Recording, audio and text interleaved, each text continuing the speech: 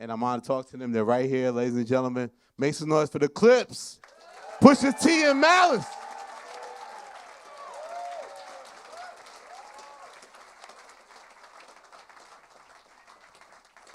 How's everybody? What's up? Look at Malice looking like new money. What's up? What's up? How y'all doing? Now, I'm going to start with Smoke, though. Malice, what's up? Malice. What's up? Can I start with Smoke? Let's go. Malice, it say you the MC of the year. How you feel about that? Oh, you know that. Definitely. Absolutely. Nah, but sitting there, MC, like 16 years, you just come back out of nowhere. Well, you know, people say I just came back, but I like to think, you know, I had practice with my 2 solos. Yep, no Malice. Yes, sir. I got a couple features with Pusha on the Nego album as well. And, you know, the gifts of God are irrevocable. So once he gives you a gift, it's yours. So that's what it is. Absolutely. So you accept that accolade when they have that conversation. Push, how you feel about that when they say your brother's like... I love it. I love it. Here's what I love about you. There's nobody more competitive than Push, but his sweet spot is his, the brother. That's it. Like, that's it, right? That's the only one can like murder you on the track. I can lose to him any day. Nah, but guys, congratulations, man. 5 nominations. Yeah, thank you. Thank you. Thank you. Thank you. I got to know, what is that to both of you guys personally? What does that mean to y'all to get recognized like this? I will say for me, it definitely means a lot. Over the past 16 years, there's been struggle, there's been sacrifice, life experiences, and to take a step back and for me, just taking inventory on my life and then finding a way to come back with my brother, be creative, deliver this album the way that we did, and then have it be acknowledged and accepted the way that it was. I would say, it definitely means a lot. Yeah, for sure. I look at it, when I think about us getting 5 Grammy nominations. Man, make some noise. I remember being a kid. And watching the Grammys and telling my brother, yeah, Eric B. and Rakim gonna win. And he'd be like, no, they're not. They're not gonna be nominated. They're not up there. It's gonna be Run DMC and Aerosmith and or whoever, Vanilla Ice, whoever it was at the time. But like whatever we were listening to, it wasn't, represented up there. And so then it got to a point where we weren't even seeing the awards be, given on TV. Yeah, not televised. Yeah, it wasn't televised. So, I remember like those disappointments young, so it's like, man, like thinking about how important the hip hop category is today and, what it means and to be nominated and for it to be a big deal, through the whole show. It's amazing. And, we got 5, so. Yeah. What I think is dope about you is like you guys care about so much the process of like you make great art, but you care about what people think. You care about what the critics think.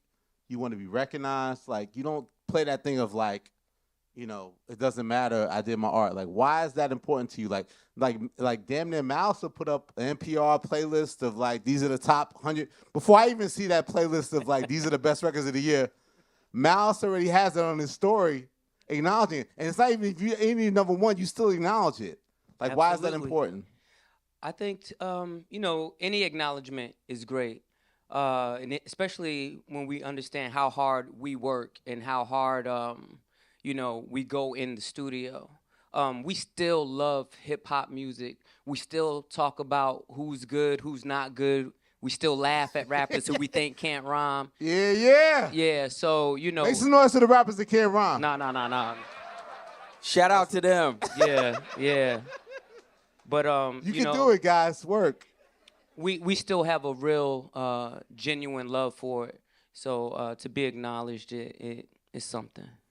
Push, I feel like with you, it's like a chess match. You just enjoy it so much. Like, Yeah, You're like a scientist when it comes to it. Nah, I want everything that's due us. Like it's like, you know, these albums are, you know, they're we really put our all into them. Yeah. Like this music, we put our all into it. Like, you know, a lot of times it may not hit the radio, or it may not, you know, the record may not hit the radio, or it may not be on all the whatever the charts are, Hit single in this era, hit whatever single, that is. Billboard, whatever the case may be. But it still feels good to be heard and acknowledged, and to know that you're competing amongst your peers. Like I'm like, if you're not competing in this, then there's no need to be in it for me. Yeah. I don't want to just exist in music. I want to be the best. I want to win. I want you to be able to A and B whatever's popular versus what we got going on, or vice versa. We may be the popular ones, but just be able to A and B that versus whatever's going on in the game. Yeah. This is a competitive sport to me. When you look at Let God Sort Them Out, 13 tracks, no skips. Like, when you look at the project and just from the music standpoint of it, like, now with some reflection and some time passed, it's impacted the world. Like, when you both look at it, what are you most proud of? Yeah, for me, what I am most proud of Let's is see if you say what I'm gonna say. probably You know not. they're brothers, right? Probably not. I think it's the fans' response. Y'all like the record? Y'all like that album? Yeah, and you know, I think they get something significant from the words. When you listen to the Clipse album, I believe like you really walk away with some meat. I feel like there's life lessons in it. I hear how it's a lot of healing, you know, from the fans when we did the meet and greets and things like that, and had a chance to talk one-on-one, and you know how, especially with Birds Don't Sing, the ode. Yeah, we're going to get to that. Yeah, for sure. You know, the ode to our parents, and you know, I heard that it gave language to a lot of people who were dealing with grief and didn't know how to express it. So things like that, like, you know, make it all worthwhile. Yeah, I was gonna say the fans as well, specifically in touring though. We man, we toured the States. We just got back from Europe, and when we got back, we were saying that the fan base was from 16 to 60. Sometimes skews a little higher, sometimes skews a little younger, but it was so incredible to see. We saw families there together, like the dad brought the son, you know, the mom is with the son, you know, she's rhyming, you know, the kids was telling us, man, I learned about you in 2010. They didn't know necessarily about Hell Have No Fury, you know, but their parents did. It was like, loves that album, Hell No Fury. yeah, I do. For the record. But you know, it was that was the most impressive to me. Okay, impressive is these 5 nominations, like we said. 2 are for albums, and then there's 3 for songs. So the songs that are recognized by the Academy are Birds Don't Sing, Change the Whips, and So Be It. So let's start with the best rap song. As Malice mentioned, Birds Don't Sing. How does it feel to be nominated for a record that honors your parents? Man, it's no better way. No better, you know, it couldn't be a better song. No better way to honor them. The nomination alone just honors them. And man, that might be the most valuable one that I want. I was gonna say, with all respect, because we love Grinding, it's a classic. But when you look at like everything you guys accomplished, like where does Birds Don't Sing sit in the Clipse catalog? Yeah, it's definitely up there. It's definitely up there. Yeah. What did it feel like to perform it at the Vatican? Oh man, performing at the Vatican. Nah, it was definitely surreal. I look at it as a testament to like who our parents were. That was like the perfect send off, you know, for me. and they were definitely givers. And even in their absence, they're still giving. So, you know, it definitely speaks to who they were. Has the emotional weight of the song like gotten easier now because you perform it every night on stage? No. Somebody cries every night. I'm going to be honest. Sometimes it's the DJ. Sometimes it's myself. Sometimes it's Malice. Sometimes it's in sound check. Oh man, it happens every Have you learned day. to embrace that that's just part of the process to tell that truth, to tell those Oh truths? yeah, I mean, well, you know, it's no hiding it. You got like roadies looking at you like, you know, they crying with you sometimes. You know, they like the production, they putting up the screens, and they're like, like it's a thing. It happens, and randomly. Yeah. Randomly, everybody is somebody randomly every day, and then not to mention when you perform it. Yeah. Like when you perform it, you see it in the crowd. It happens. So It happens even outside every night. Even outside of honoring your parents, how has it affected your actual family dynamic? Like, I would say, and we have always been close knit, but I would say we have gotten, you know, even closer. I think it has put things into perspective as to how fragile life is, and we just appreciate each other even more. Thanksgiving was at Malice's house this year. how'd that go? It was amazing. Listen, he called me. He texted me. He said, "Hey, we eating at 1 o'clock. Don't bring nothing." 1 o'clock is a good time. 1 p.m. Early. It was the That's best. early. Early. It was the best. Did you cook? You cooked it up? My wife did. You chefed it It up? was crazy. 1 p.m.? Yeah, 1 p.m. You want everybody out your Well, house by 6. Yeah. Now that's the energy usually. Come in, get out, you know, real quick. But we had a really nice time this we did. It was. He did it. Okay, best rap performance, a little record called Chains and Whips, Yes. featuring Kendrick Lamar. For anyone that's not tuned into every single press rollout thing you've done, explain how crucial this record was in the process of Let God Sort Them Out. This record was crucial because it was actually this was kind of sparked the label drama. Yeah. You know, for those who don't know, we were on Def Jam. Def Jam is a subsidiary of Universal. You know, while the whole drama was going on, the Drake, Kendrick drama, and the drama with myself, you know, years prior. You heard of that? Years prior. You did Yeah, that? long time ago. You did that? Long time You had ago. some things to say, didn't you? Yeah. So, you know, we put the album together. We put the album together. Of course, you know, it's just us putting this together. There are no you know, label figures, A&Rs and things like that. Like we go reach out, get our features, do Your whatever. relationships. Yeah, these are our relationships. Yep. So, of course, you know, Kendrick heard the record and was like, yo, I want to get on it. We bring it back. I mean, now, listen, everyone was gung-ho to, like, put the album out. We come back with that record at that particular time with that feature, and the label just kind of pushed the brakes on everything as far as, like, opening video budgets, everything. They were just like, we need y'all to fix this. We don't want this on. We don't want to, you know, participate in this, whatever the case may be. And it was nothing.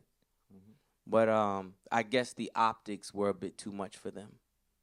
And we just, you know. No, but you guys have to understand that they were so adamant about keeping Kendrick on the record that you had to wait a whole full year Right. to put this album out Right. the way people have consumed this 5-time nominated album. Yeah. Like, that is remarkable, like, vision, patience. Like, talk to me, Malice. Like, why was you so steadfast to, like, we are not going to compromise? You could just say, take Kendrick off the record. Let's just roll. But definitely y'all didn't not do that. Definitely not that. No. I think it wouldn't be a Clipse album if we didn't have some kind of politics or some kind of red tape, you know. But what I will say is, and with every album that we've had, you know, those kind of issues with, it is the music that we believe in. It's the artistry that we have faith in. And once that gets done, like I don't worry about anything else. You know, the chips will fall where they may, but delivering it and being proud of it and knowing that you accomplished what you set out to accomplish, you know, when it comes out, it's just going to be that much greater. So that wasn't a deep discussion amongst y'all. This was a line to Never. Yeah. It was understood. Never. Yeah. It was What's understood understood. got to get explained, right? That's right. That's right. And you know what? And I'll also say too, we're never in bondage to anything. It's like, you know, we're not tied to it where someone is going to force our hands. You know, I've said before, rap has never been the reason we eat steak. So, you know, it's fine. When it comes out, it'll come out. But this all you can clap. Everybody want to clap.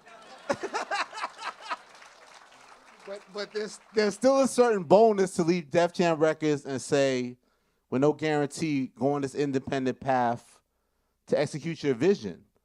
Can you talk about that process of like, we want to do this no matter what on our own terms because we believe so much in what we're doing? Well, I think that had a lot to do with just having the music and just having our team. Man, me and my brother, Pharrell, Kevin, you know, shout out Kevin, yeah, shout out Kevin, manager, on the management half of the front. management team. Where's he at? He's a white dude. He's super cool. I promise. So you know, it was like, you know, he started handwriting the timelines on paper and just like, man, this is how we got to do it, and you know, it was. But we had it. Like when we had the music, and it was just like, oh, plug and play. Let's just really figure out like how we can get it out to the people. We had Gabe on our team. Shout out Gabe. You know, Gabe, master publicist. Yeah, from the Def Jam era. Master publicist. Been down with us forever. Yeah. But man, you know, we knew what we had. Yeah. We knew what we had, and it was all about rolling it out, and we just really stayed tight as a unit. And did that. So that's what it was. It felt like you had to arm up with your squad to That know was it. we could go to war, right? That was it. Absolutely. Yeah. I was at the show, speaking of Chains Whips, when you brought Kendrick out and did the performance. Was that? Did you feel like how important was that to happen? Did you feel like that need to happen? Like, how did that come about to have that moment? I think when you make an album and you collaborate with someone, it's always a special moment when, you know, y'all get to perform it together. Everybody's so busy in this game. Yeah. Like we send in verses. No one gets in the studio anymore. We send the verses. You know. Don't tell the kids that. Push. I'm being honest. You know, when it sound like this. You know, but everybody's so busy. So like, you know, when you can and when we can pull up and show support for each other, it's always something special and definitely something special for the fans. Absolutely. So the best music video, So Be It. I think we want to play a little for the people, right? The So Be It video. Y'all seen the So Be It video? Y'all want to see it again? You know it's Grammy nominated. Yeah. Let's see a little piece of the So Be It video. Thank you. We're serious about the music, as we know. Like, what does it mean to be recognized for the visual? Like, best video is no small feat. Like, what does it mean for that video to be recognized like this?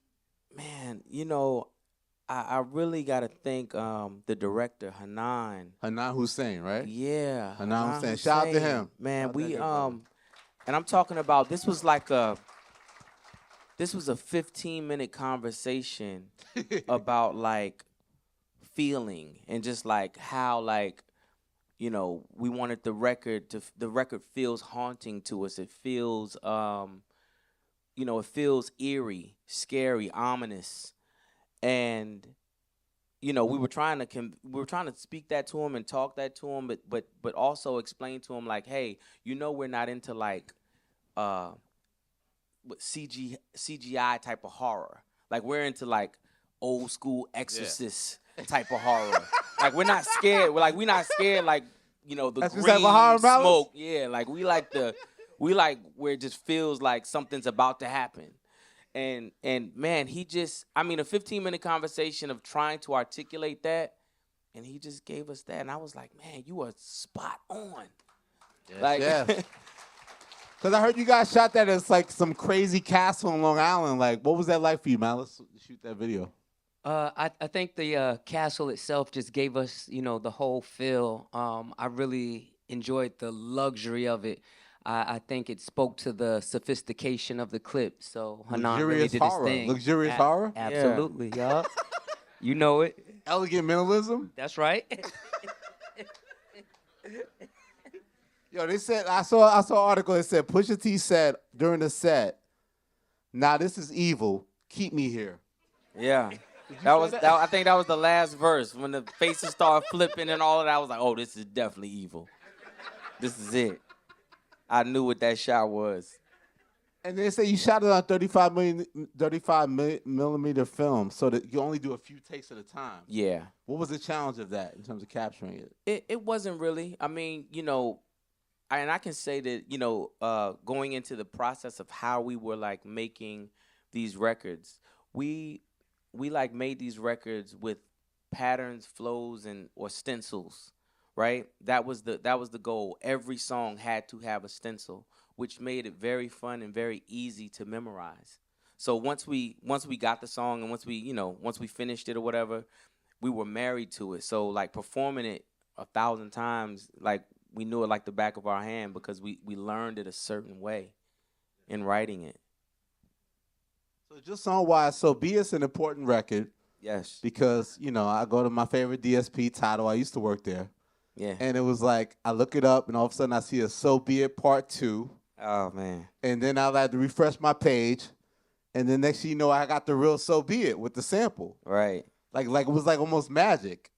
So how did that happen? I heard Swizz Beatz came in at the end and helped clear the sample. Like, what made that whole project come together so swift in the end? All right.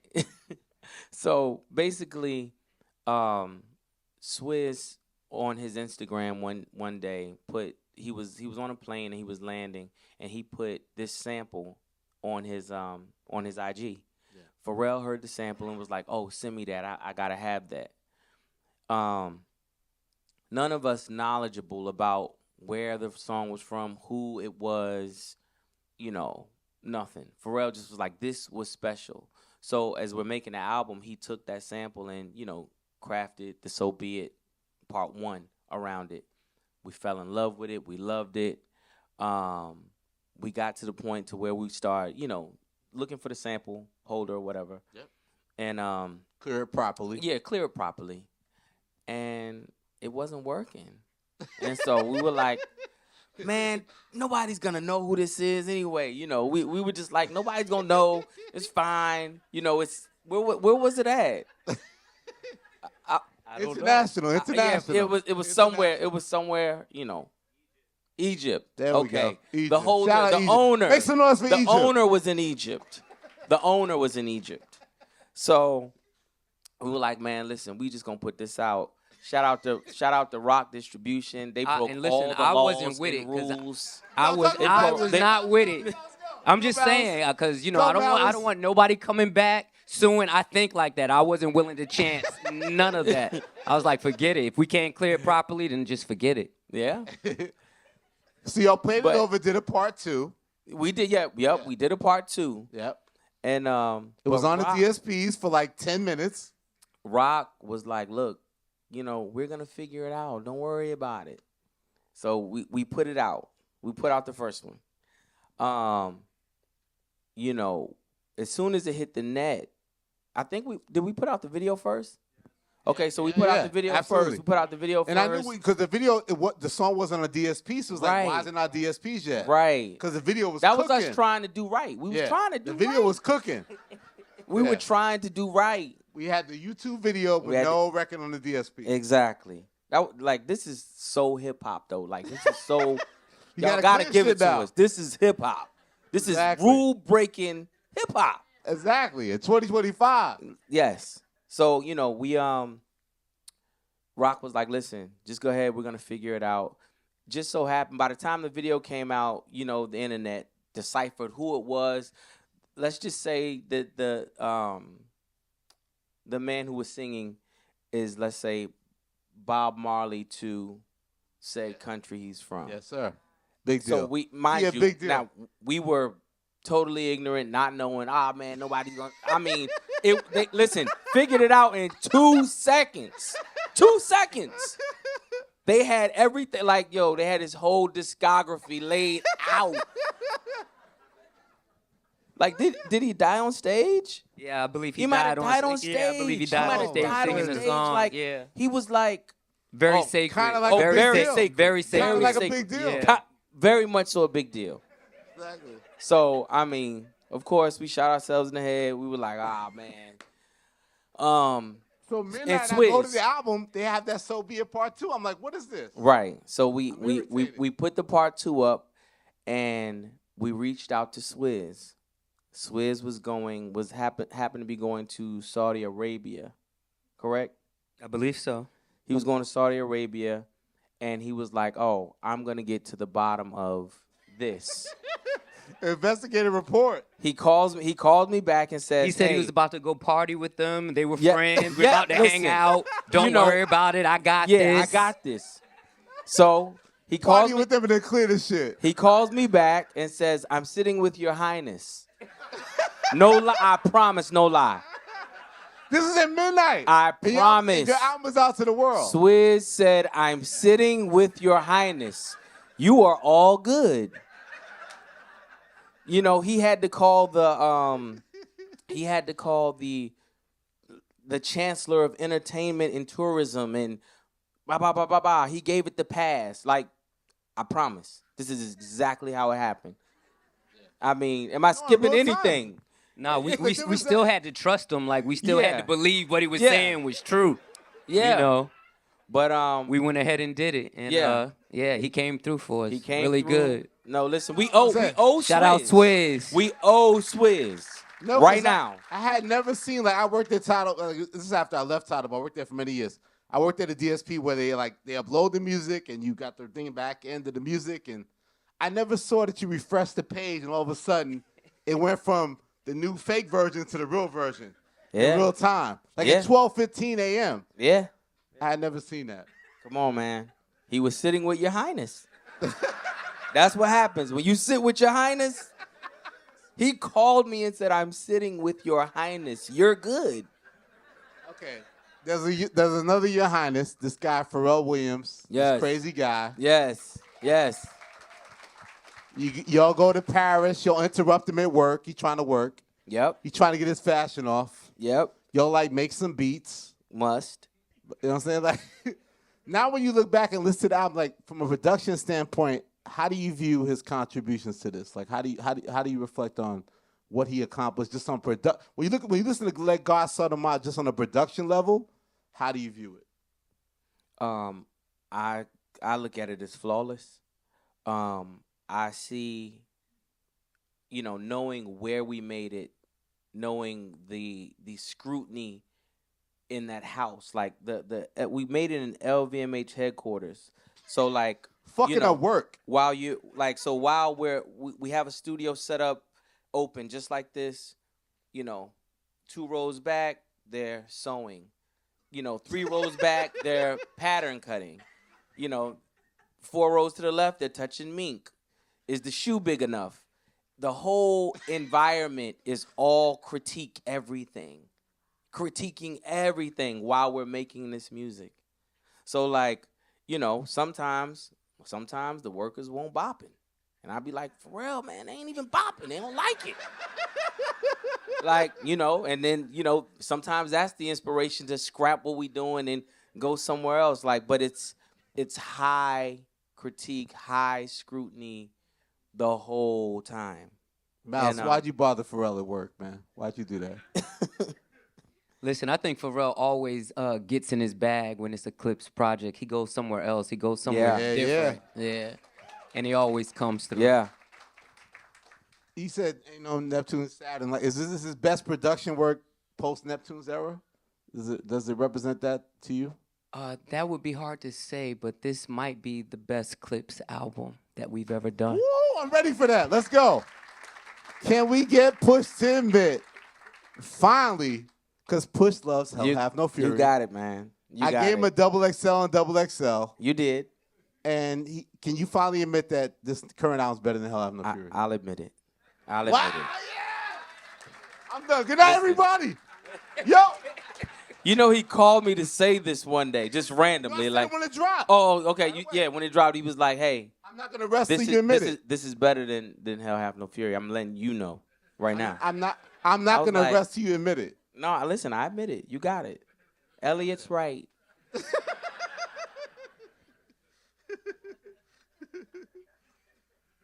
I think Ibita, speaking of Pharrell, I think that's the most underappreciated record on the album. Yeah.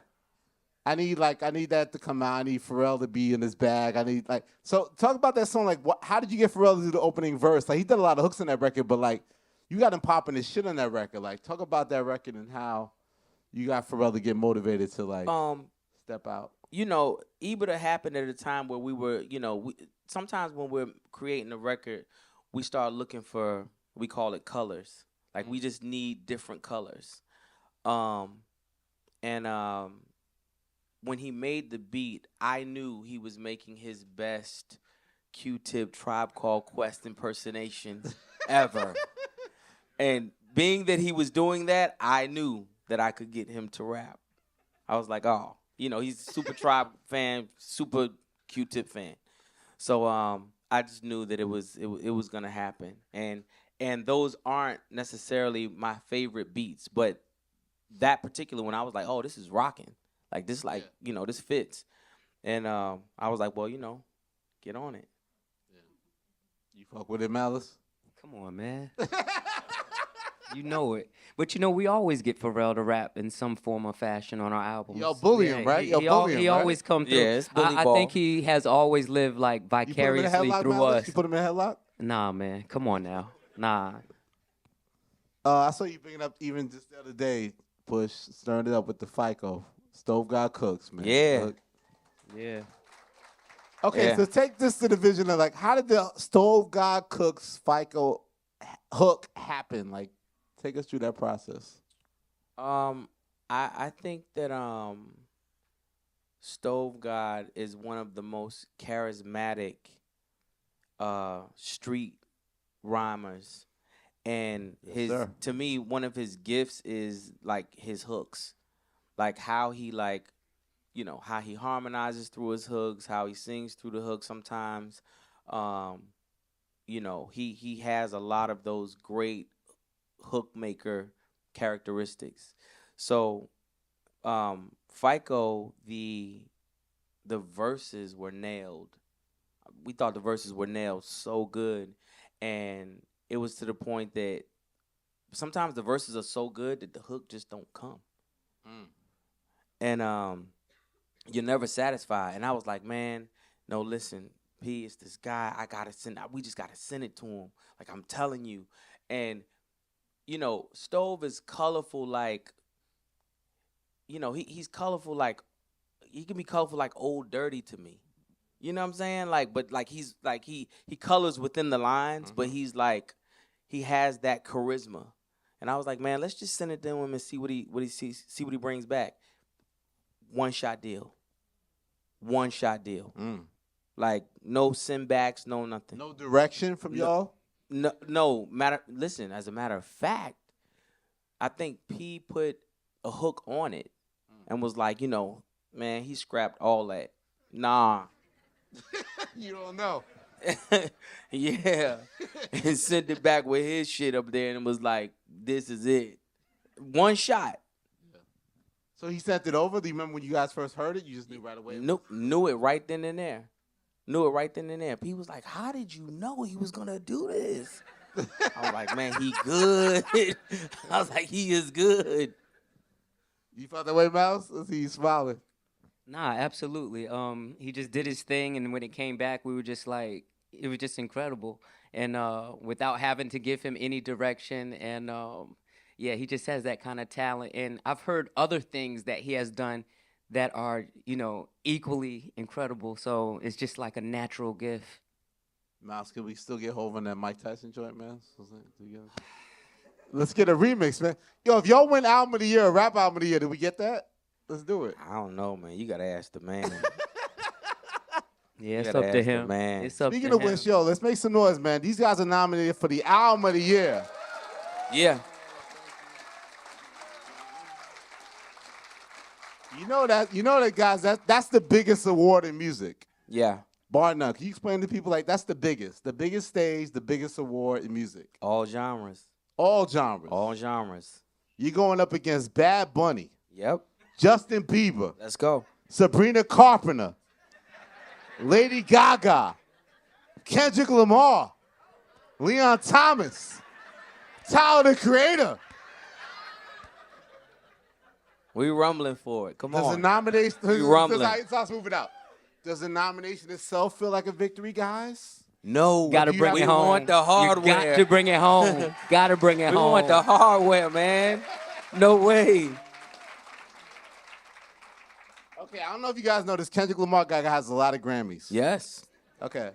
Quite a few. If he shows his ass, he could actually have more than Jay-Z, Kanye, and be the most decorated rapper Yes. of all Grammys of all. Do you guys feel like the underdogs in this? I don't think so. I like that. I like that. I don't think we're underdogs. I feel like when you just look at, when you just take the bodies of work and you look at like how loud the bodies of work were, like I think we measure up right with everybody else. Yeah. Like I think Yeah, we've been talking about let God sort them out the whole time. Since we started this in May, maybe. Yeah, started in May. Maybe the album comes out in July. Yeah. So yeah, and it's so huge for hip hop because there's only been 2 hip hop albums that have won album of the year. Yeah. Outkast, Speak Up, Box Love Below, Lauryn Hill, Missed Education, Lauryn Hill. And now what's meaningful here also is for the first time 3 hip hop albums are nominated. You guys, Kendrick and Tyler. Yeah. What does that mean to y'all just on the hip hop front to be acknowledged on that level? Well, if you want to talk about it, I mean, Love this guy. Kendrick and Tyler are on Let God Sort Them Out. I was gonna say that. Like, I was gonna say that. It's kind of like, it's a little. What is it like? Edge. What is it like? We gotta have an edge somewhere. If you got all the people on the album. Well, what is that like? What is it like competing against artists that are actually featured on your album? I think it's good because it's artists that we respect, So just to be in that company and whoever wins is well deserved, but we want to win. And I think it shows. I think it speaks to the taste too, like the taste of all of us. Like, collectively, like I think we all got busy. And Jid. Shout out to the Umbrella Jid. Yeah, shout out Jid. You For guys sure. on Jid's album, We on the community. Jid Shout out project. Jid, yeah. Yeah. Hell yeah. How do you balance collaboration and competition in hip hop? Competition first. Like always, you just got to go for it, Yeah. At least that's what we do.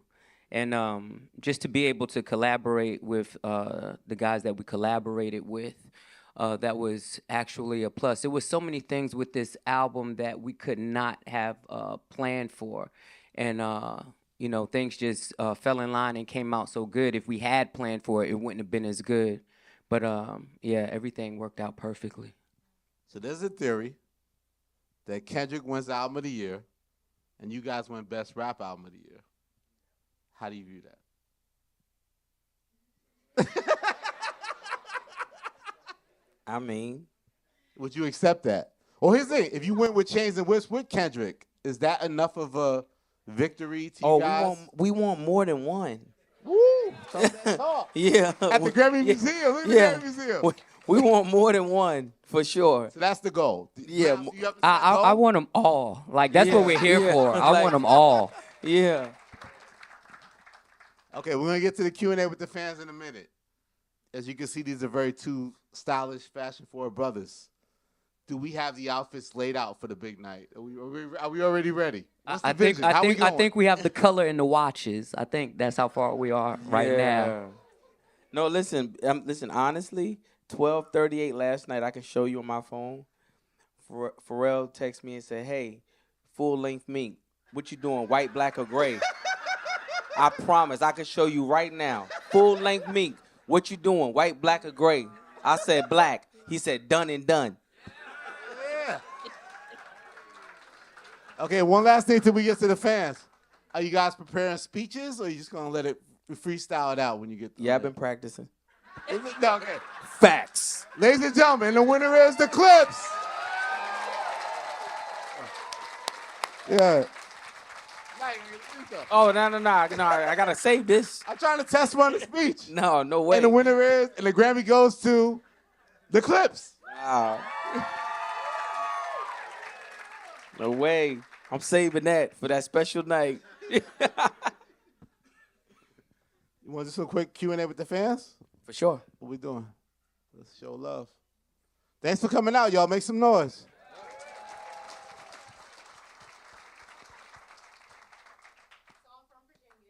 Oh, shit. The fight is fixed. And coming up in Virginia, running into you guys, whether it was on Granby at the Entourage, wherever. I remember a conversation I had with you, Pusha, one time when you told me you would never leave Virginia because the sound would change. Yep. And I want to know, how have you let the world in more on this album? Good question. Well, I still haven't left Virginia. Scared to death to leave Virginia because I definitely think my writing would change. But that's big, though. You never did the crib in L.A. Never did the crib in L.A. Never. Always had a home in Virginia. Always. Man, how do we let the world in on the album? I feel like Let God Sort 'Em Out was a real. We were a real open book. In regard to like family, I feel like I don't think people have heard me like this. Yep. I'm not. I don't think. I don't think I've been. What? Vulnerable? Yeah. Is that it? No, I was gonna say even with all things considered. Yeah, all things considered, like that's what you said about Nige wanting siblings. I didn't catch that at first. Like, yeah. Congrats on the blessings. Thank you. Yes, sir. Thank you. But I just I think it's about maturing though in hip hop too. Like I think that was a part of Let God Sort 'Em Out. What was special about it? Just maturing in hip hop and tackling some of those subjects and just letting people, letting people get a glimpse on the inside. Yeah. Next question. What we got? We got fan love. Do I pick? Oh, okay. Hey, let's do LA hat. Man, I appreciate y'all being here, man. I see the diamonds dancing crazy. Diamonds on it. Thank you.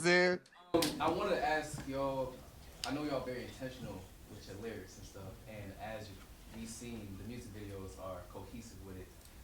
What's the next music video? And also, I'm an actor based in LA. I would love to be a part of it. Okay, that could end there.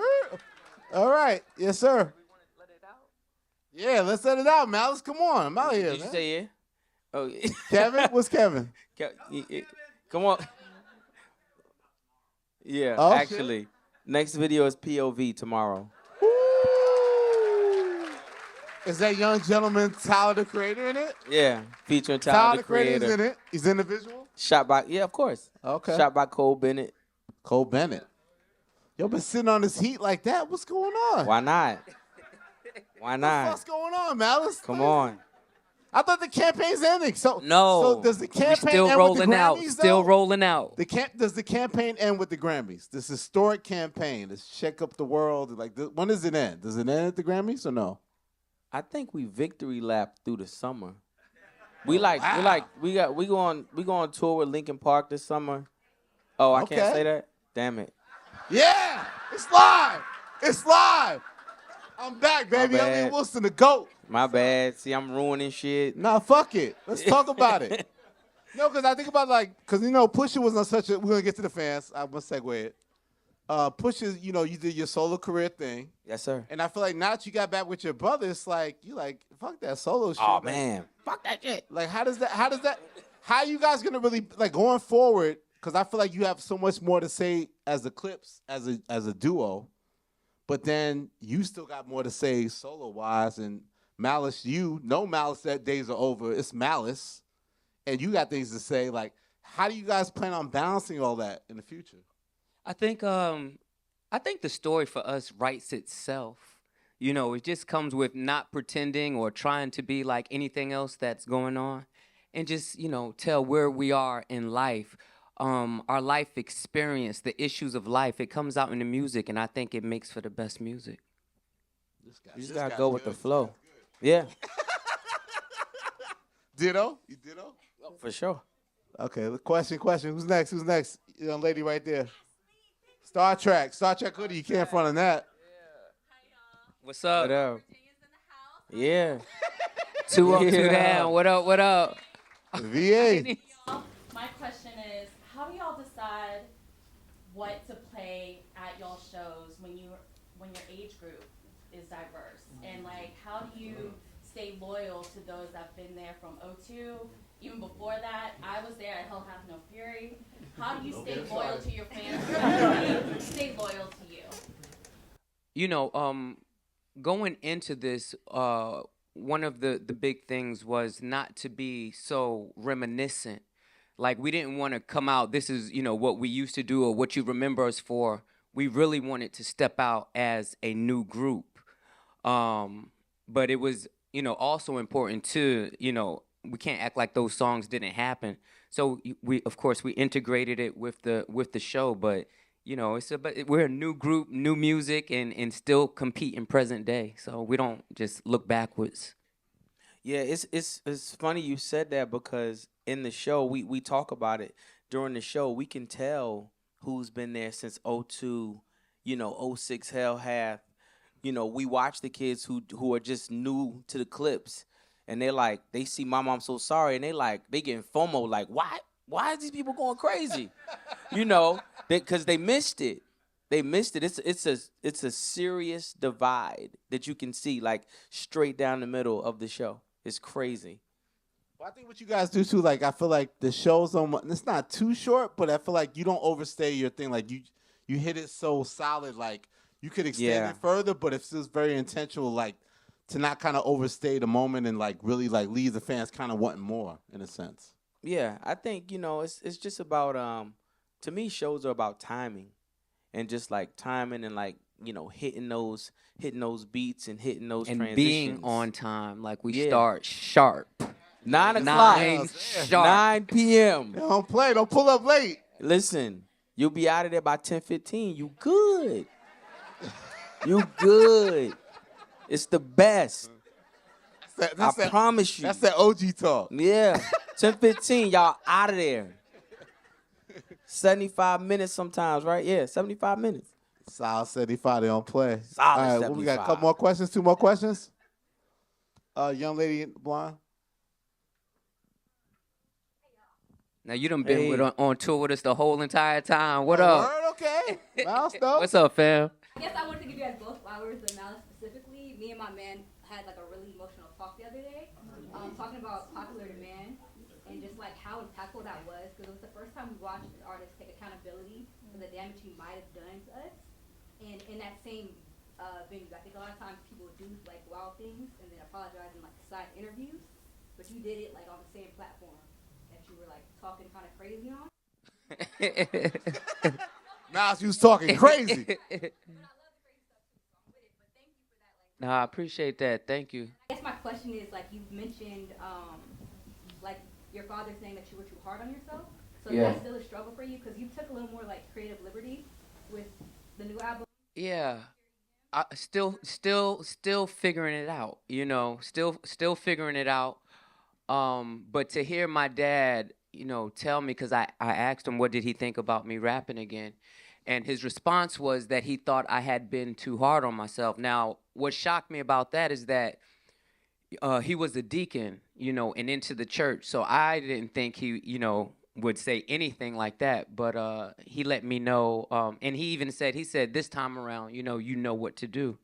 I think being accountable is something our dad, he really stood on. When you're accountable, it makes you a real person. It makes you, like, you know, that you're scared if you're always denying something or gaslighting. One thing I am big on is when I'm wrong and I'm called out. Now, I might have to be called out first. but if I'm caught and I'm wrong, I'm definitely accountable. And I think in the music, before you can start even beginning to quote unquote preach. I believe you have to say where your missteps were or what missteps you believe you may have had. And I was convicted by some things, not everything. And I also think that it is every individual's responsibility to not just be led on what's going on out here. You have to take some accountability, for yourself. Not everybody who has a platform always has the right things to say. So you have to do your own due diligence. Say that again, Malice. Say that again, Malice. I don't even remember what I said. But, we all have to be responsible in some fashion. You got one more question? Let's go in the back. Who's in the back? The brother waving his hand. All right, real quick. I really just wanted to say congratulations on the 5 Grammy nominations. Thank you. Hey, Push, you got some beats of mine in your possession. We got a mutual friend named Lamont. So I want to connect with you. I just want to... All right, one more question. Who got a question? Who got? Y'all pick. Miles, you pick. One more. Oh, man, right here. Yeah, you. Yeah, I think like everybody here, we all grew up on your music, especially towards Push. And naturally, I followed your interviews, listened to your interviews over the years, and one thing I really appreciate is how much of a killer you are, your competitive spirit, how much you embrace that in hip-hop. This was before the rap, I'm telling you. He's been like that since a child. His nickname was Terror because he was a terror as a child.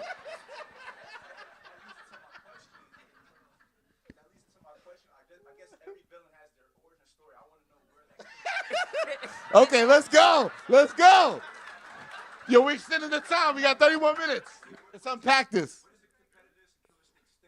Man, I'm gonna say You still like this, Push? I'm gonna say my mom and my grandma, very, very tough ladies. Very tough ladies. Very cutthroat. Very cutthroat. Cutthroat. I'm gonna say this. When I heard a diss track that he did. He made a diss track? I heard a diss track that he did. And I started hearing things about, that he's over the top. And what the world did not know that I knew sitting on my couch, this was right up his alley. It is who he is at the core. And I knew it. And I was like, well, now everyone gets to see.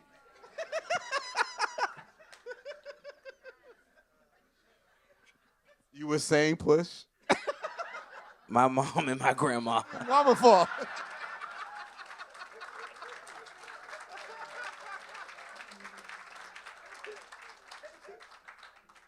Shout out to your mom, your grandma. I just want to make some noise, man. I appreciate you guys. Thank you guys for always keeping this solid. Elliott. Straight up, Thank man. y'all. Hip-hop journalism Thank y'all. alive. Thank you very much. Thank you for always supporting me. Make some Come on. noise, man. 5-time Grammy-nominated. Thank y'all. The Clipse. What up, Jedi? Love.